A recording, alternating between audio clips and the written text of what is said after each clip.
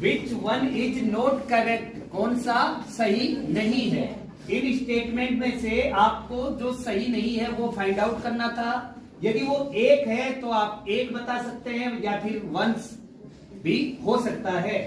तो writing is based on graphic aspect. Writing जो है वो किस पर आधारित है? ग्राफिक एस्पेक्ट पे। एस्पेक्ट कितने होते हैं? 4। पहला कौन सा है?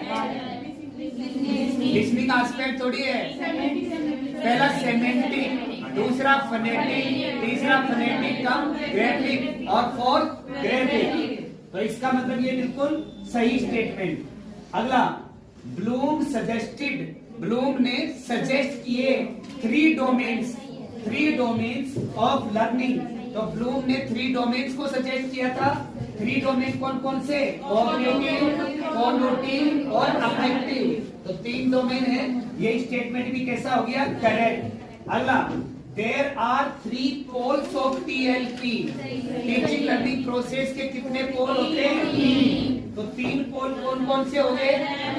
टीचर हो गया, लर्नर हो गया और करिकुलम हो गया। करिकुलम।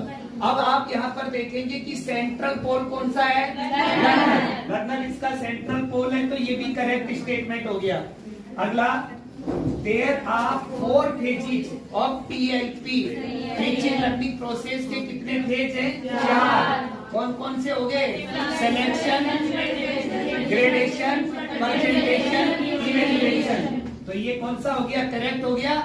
ठीक बात। अगला, प्लानिंग इंक्लूड्स। जो प्लानिंग करता है टीचर, उसमें क्या इंक्लूड होता है? Gradation and presentation. नहीं जी, ये प्रेजेंटेशन की जगह क्या होगा? सिलेक्शन होगा। इसलिए ये स्टेटमेंट जो है वो इनकरेक्ट है। नॉट करेक्ट ही हमें फाइंड आउट करना था, तो ये इनकरेक्ट है। अगला, direct method is called. Direct method को कहा जाता है हॉर्स एंड बग्गी मेथड। कहा जाता है क्या? Horse and buggy method direct method को नहीं कहा जाता है। Horse and buggy method GTM को कहा जाता है। तो यहाँ पर ये स्टेटमेंट जो है वो भी कैसा है? इनकरेक्ट है। अगला बात करें हम, teaching should be rational to empirical. Teaching जो है वो रेशनल से एम्पायरिकल होनी चाहिए। एम्पायरिकल यानी अनुभव पर आधारित। ऐसे नहीं होना चाहिए, ये उल्टा हो गया है। तो ये एम्पायरिकल टू रेशनल होनी चाहिए। तो ये स्टेटमेंट भी कैसा हो गया? इनकरेक्ट। अगला, motivation lakhs of interest. Motivation में कमी होती है किसकी? इंटरेस्ट की। बताओ।